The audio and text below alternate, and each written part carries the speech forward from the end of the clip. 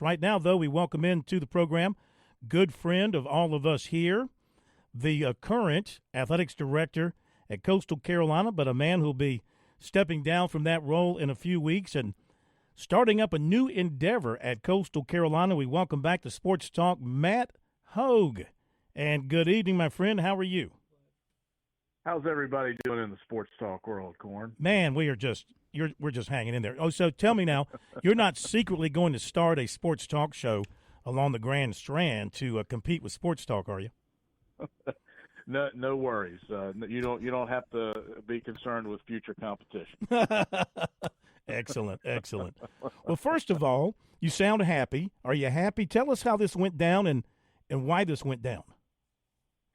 Well, it's an idea that we've kicked around on our campus for a while now, probably going back a year or so, without really any real foundation or plan, but we just kind of continued discussing it. We've had, as both of you know, Chris knows, as he's here quite a bit working with our games, Coastal's really got a tremendous amount of momentum, a lot of growth in students and enrollment. And one of those areas over the last few years has been in the communication department within our College of Humanities. And we've seen students flock to not only just general journalism programs, but a sports communication major that we have now that's been established. There's a lot of interest, a lot of students going into that. So it seemed to flow logically that creating more specialization within that major, especially for those that want to do what you do, Phil, and those that want to do what Chris does in calling games and being in play-by-play, but really getting to an in-depth level to learn the ins and outs on how that works and how you hone that craft and become a professional. So the more we talked about it, it seemed like the opportunity was finally there to stand up this program and develop this center that will really be like a lab for sportscasting and play-by-play. So it's something that's unique, it's innovative, and we hope, as we go through the establishment process, it's something that will be a differentiator for Coastal Carolina. It sounds like a great program for people like us, from this background and your background. And so you're stepping in to lead it. So is this something, are you just kind of going back to your roots? Is this an opportunity for you to go back to maybe what is your first true love, and that's sportscasting? 100%. I think it gives me that opportunity. And those that know my journey here at Coastal, I've been a bit of a unicorn of sorts. I've been here nearly 27 years. First of all, anyone in the athletic business rarely stays in one place this long, but I have. And the majority of that time, as many know, was our broadcast voice calling our games, among a lot of other things I was doing, but that was the public face that I had.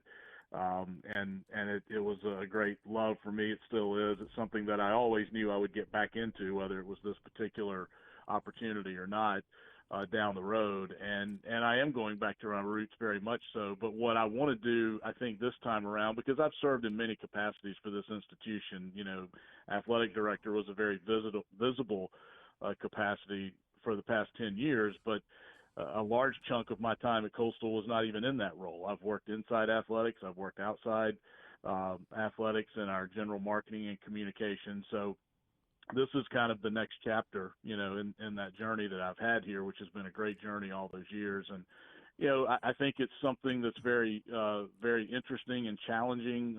There are some incredible instructors, professors that we have in that program now. This is not Matt Hogue's coming in to dictate to them how we're going to do things, but we're going to enhance it and work with a lot of great team members that are already there with solid curriculum and outside opportunities. There's a lot going on with what we produce now for ESPN Plus, for example. We have a student radio station that's become incredibly viable. I even taught a play-by-play course last semester back in the fall. So we could see kind of the seeds starting to grow with a lot of this, and it seemed like the time was now to come in and try to formalize it and make it something that will be attractive to future students. So much has changed in the world of college athletics in the last 5 years, both in the roles of coaches, players and administrators and athletic directors. And I sense that in some cases, people who have been in their jobs doing it the old way for a long, long time don't want to go through the changes and deal with the new world of college athletics. Did that play any role in your decision to make this move? I don't know if it ultimately precipitated it, Phil, but obviously I think anybody who's in my kind of age range that's been in this for a while, it's always there looming, right? And I think the biggest challenge, it's not so much a desire or the enthusiasm to keep moving forward, because you're around young people all the time, and it's changed as you pointed out, and the relationship with a college athlete now is so much different than it used to be, and that's for everybody involved. Doesn't matter if you're the coach or the administrator, but there's still a lot of positives that come from that. I think the challenge is no one really knows how you're supposed to operate going forward, and until some of those boundaries or lines are drawn, so you kind of know what the playing rules are going forward. I think it has become very frustrating for a lot of people in this business. It's hard for you to really pour your best assets and your best, skills into making young people better, because you really don't know what you're supposed to be doing or what you're supposed to be chasing. And that did become a frustration. I don't think there's any question about that. And I'm not real sure what the crystal ball is going to show, in the next 4 to 5 years.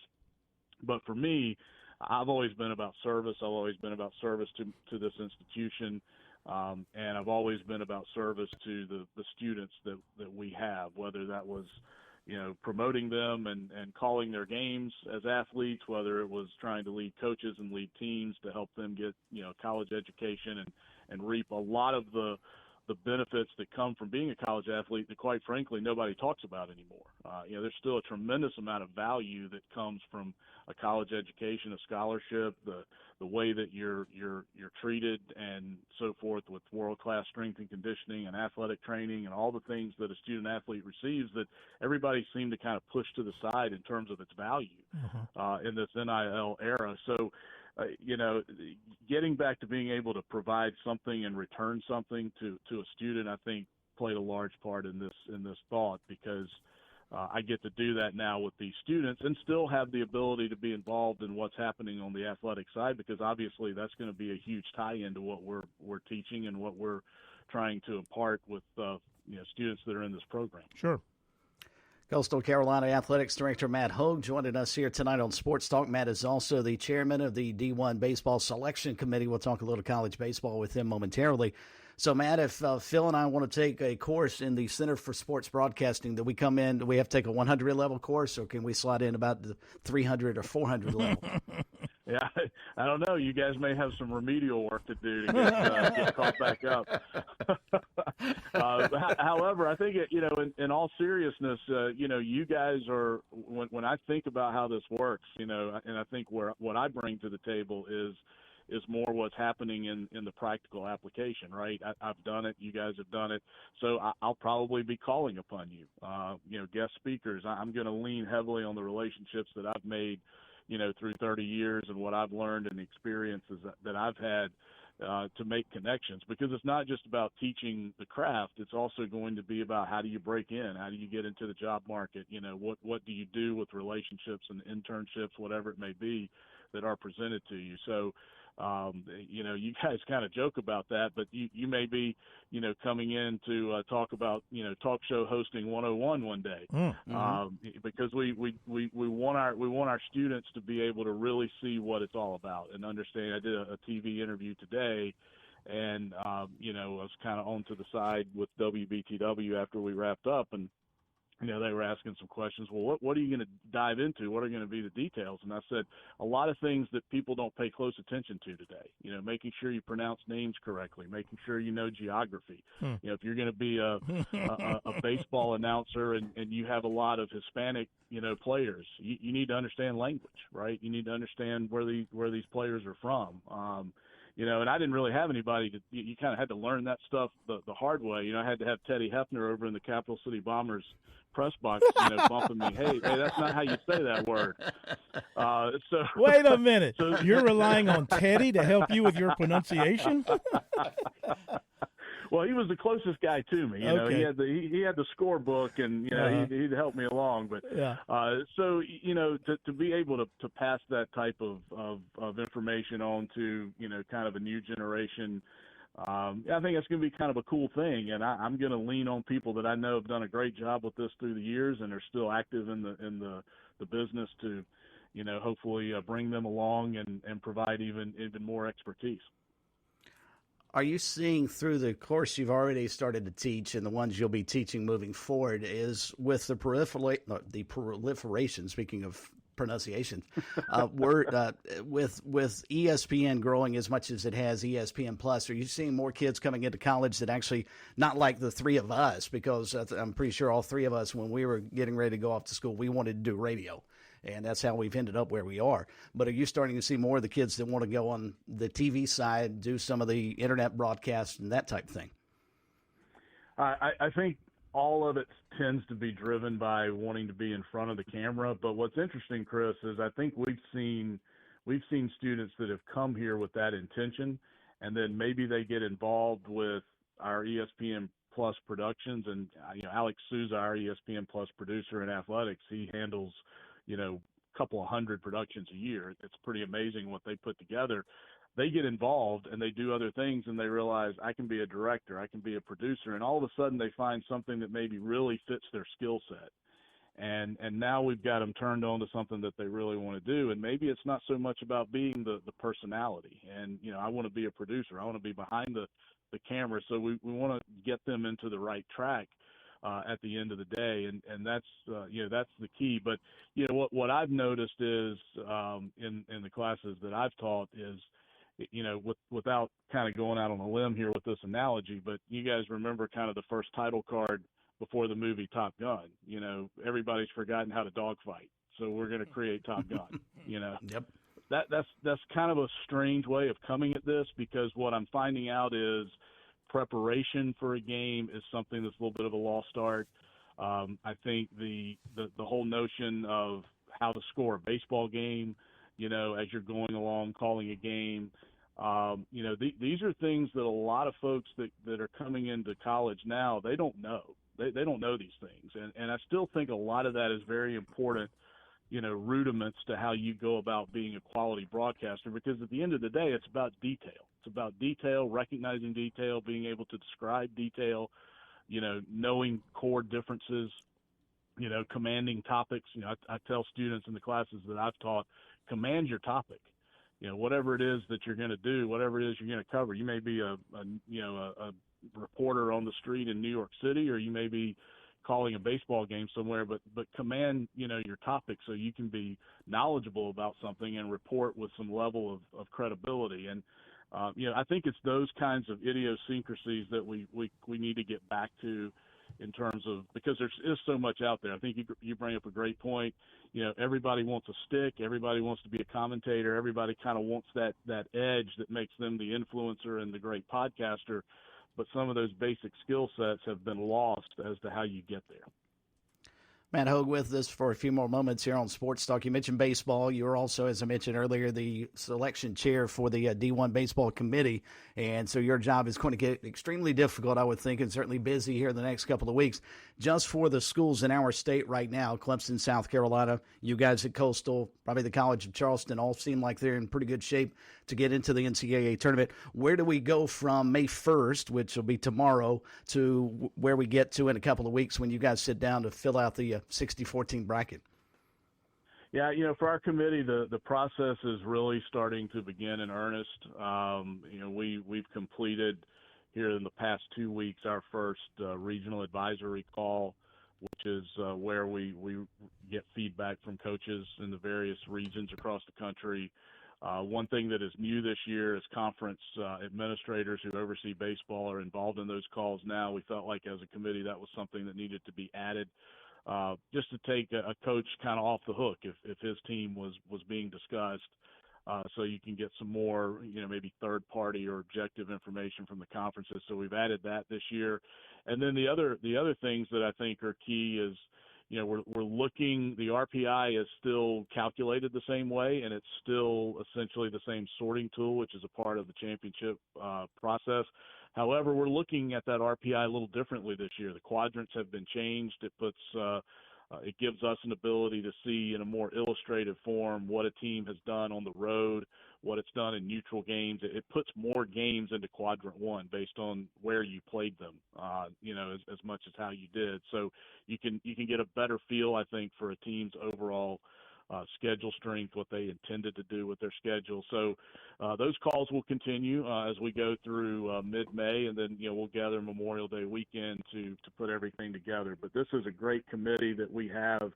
I've been fortunate to do this for 4 years. I have the opportunity to conclude this kind of in great style, I think, with all the changes that are occurring. But this committee, what I'm really pleased about is this committee's got some really strong baseball minds on it. Guys who have played the game, they've been involved with the game at a high level. They represent, in some cases, some institutions that have had long, very strong and good programs. So I think we've got about the best collective brain power you could have to make those very tough decisions going into this year. And watching college baseball this year, certainly most people can see there's a few teams that have kind of jumped to the top of the pack, but I think this may be one of the hardest jobs we've ever had because there's tremendous parity in the sport, which seems a little bit counterintuitive given the transfer portal situation now, but there's a lot of good teams out there that are playing well. Conferences are deep. There are going to be some tough decisions, and I think we all know that, and we're prepared to go about them the best we can. To that end, about the RPI, you guys actually sent out a memo to every coach in the country yesterday, sort of telling them don't cancel games, non-conference games, for reasons other than inclement weather. The example being that schools who are sort of on the borderline, I'm guessing, would cancel games that might lower their RPI. Is that actually happening? Has it been happening? And is that why you felt necessary to send out a memo to try and warn coaches not to do that? Yeah, this is an issue, Chris, that has been bubbling the past couple of years, actually, and I think it goes back to maybe 2022, and you had some situations, obviously, we were still coming out of COVID. There were still some protocols in place. So you kind of had some overlap with that period as well. And it's something that the committee was unanimous on, that it's just simply not in the best interest of the game. A lot of folks, I don't think, realize that, we have to select the teams for the tournament and help manage the College World Series. But there's a lot of other baseball items, just sort of the custodianship, if you will, of the game that our committee weighs in on in various meetings throughout the year and cares a lot about. And this was a hot topic, and we felt like we needed to be very clear that there is not a specific penalty that is in the championship procedures for this type of activity, but it's something that we have seen occur in recent years, particularly with midweek games, even though I think, if I recall correctly, there was even a weekend series that kind of fell into this a few years ago as well. And the committee just felt like it was something that we really need to be clear about, that it will not go unnoticed. If there's strategic play to try to, in essence, game a metric or data or anything that is a selection could be based on or be utilized as a resource. So that was the point, and we wanted to send this out now as we're getting toward the end of the year and everybody's kind of sizing up their resume and make sure that everyone is aware that we're still paying close attention. Visiting with Matt Hogue, Coastal Carolina, for just a few more minutes. So you go back, you turn the clock back. Jamie Chadwell leaves, goes to Liberty. Gary Gilmore announces on SportsTalk he's retiring after this season. Cliff Ellis retires early in the basketball season. You announced your departure as AD. It's also announced that Joe Moglia would be no longer overseeing or involved in the athletic program, the football program. A ton of change in the athletic department in a short amount of time at Coastal Carolina. How do you think the school and the program will handle all of this change as you look ahead to the next 5, 10, 15 years? Yeah, Chris may be the last one left here, Corn. Maybe his excuse job me, to Joe take care of it. Cashin, Joe Cashin on line one. I think it has been a wild few years, with these careers transitioning or changing, and of course we've been celebrating Gilly throughout this whole season, and hopefully everything works out and he has a chance to make one final run. As he goes off into the sunset. But I think that the best way to answer that, Corn, is I've always said, and I told our staff this last week when I made the announcement to them, is, this university is kind of a living, breathing entity. And it's about great people that have made it what it is, but it's never going to be about just a person or a group of people, if that makes sense. Mm-hmm. And it's always had an incredible resiliency. You think about just the pure history of our institution is very different than most institutions in terms of how it's kind of pulled itself up culturally in our state through the years and grown to what it is. And I think that will only continue. There's so many incredible ingredients that Coastal has to its benefit. It has great leadership. We have a board that is incredibly connected and cares, that leads the way along with our president. So, I think things will just keep on rolling into the future. And as because you've been a homeowner in Horry County, there's a lot of folks that keep moving in, and it's, I think, going to be the most populous county in the state by 2030. So you've got a lot of external momentum that is propelling the university forward too. But we've gone through change before and handled it well, and I'm sure the institution, as it closes in on, its 70th birthday here in another year or so, will be able to keep on rolling. Unbelievable where that place was and where it's come to, and in your nearly 30 years, you've overseen or been involved with a heck of a lot of that. My last request, when you teach these young people with mush in their head and you're trying to form these new sportscasters, please, two things. Number one, I don't know how you feel about this. Maybe agree, disagree. Please tell them it's RBIs and not RBI. Got it. And please tell them when you hit a ball to the outfield that the next at bat by that batter that he flied out his previous timeout. He didn't. To say that he flew out in his previous at bat, like he waved his arms and flew out there like a bird. It drives me crazy to hear people say flied out, not flew out, and RBIs with an S, not using RBI for multiple like he's got 25 RBI.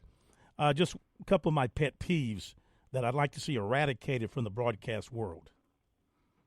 So you're saying remove the word flied out, correct? No, remove the word flew. Remove the word okay, flew. We're getting rid of flew, Yeah. and we're not gonna have just RBI with no S. Correct. Can you do Done. that for me? We will make sure that is in the syllabus. Well, listen, I've said it before. I'll say it again. You're an amazing story. You should do a book, or somebody should write a book about your career, because it's a fantastic career, and we look forward to doing some stuff with you. I hope we can do some cross training, and anything you want to, any students want to get involved with Sports Talk around the state and work with our local affiliates down there, or work with us, we're more than happy to work with you. I think that's the whole idea, Phil. Ultimately, it's something that can, elevate options educationally here in our state, and that I'll be calling you guys for sure. Matt, thank you so much, man. Enjoy the rest of your tenure, and have a great summer. We'll see you soon. Very good. Take care, guys. Take care. Okay, Matt Hogue, outgoing AD at Coastal Carolina. Excited about the future, especially broadcasting-wise, about what they're going to be doing there at Coastal Carolina. We'll be back.